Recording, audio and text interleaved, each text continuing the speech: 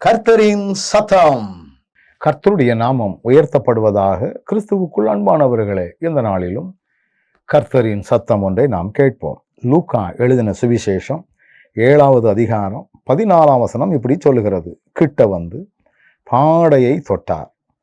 அதை சுமந்தவர்கள் நின்றார்கள். அப்பொழுது அவர், வாலிபனே எழுந்திரு என்று உனக்கு சொல்லுகிறேன் என்றார். வாலிபனே எழுந்திரு. மரித்து போன ஒரு வாலிபனுடைய சடலம் பாடையிலே வந்து கொண்டிருக்கிறது. மரித்து போன வாலிபனுடைய தாய் அழுது கொண்டு வருகிறாள். அவர் கிட்ட வந்த உடனே பாடையை தொட்டார். அதை சுமந்து கொண்டு வந்த மக்கள் எல்லாரும் அப்படியே நிறுத்தினார்கள். வாலிபனே எழுந்திரு அப்படின்னா உடனே.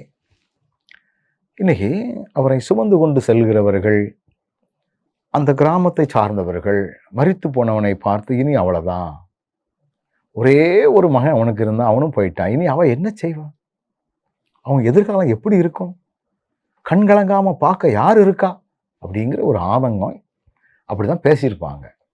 ஆண்டவரோ ஒரு வார்த்தையினால மரித்து போன வாலிபனை உயிரோடு எழுப்பினார். எழுந்துருன்னு சொன்னார், எழுப்பிட்டான். ஆண்டவர் உங்க வாழ்க்கையில் எதெல்லாம் மரிச்சு போச்சுன்னு நினைக்கிறீங்களோ, முடிஞ்சு போச்சுன்னு நினைக்கிறீங்களோ, ஆண்டவரே இந்த சூழ்நிலையில நீருடைய வார்த்தையால் எங்களை உயிர்ப்பியும். ஆண்டுடைய வார்த்தை சொன்ன மாத்திரத்திலே உயிரற்ற சடலம் உயிர் கொடுத்ததை போல, உயிர் பெற்றதை போல நம்ம வாழ்க்கையிலும் ஆண்டவர் நம்மை உயிர்ப்பிக்கின்றவராக இருக்கிறார். நமக்கு ஒரு வாழ்வு கொடுக்கின்றவராக இருக்கிறார். நம்மை சிறக்க செய்யக்கூடியவராக இருக்கிறார். ஆணுடைய வார்த்தையினுடைய வல்லமை அவ்வளவு பெருசு. அதனாலதான் கர்த்தரின் சத்தத்தை நீங்க கவனிச்சுட்டு வாங்க.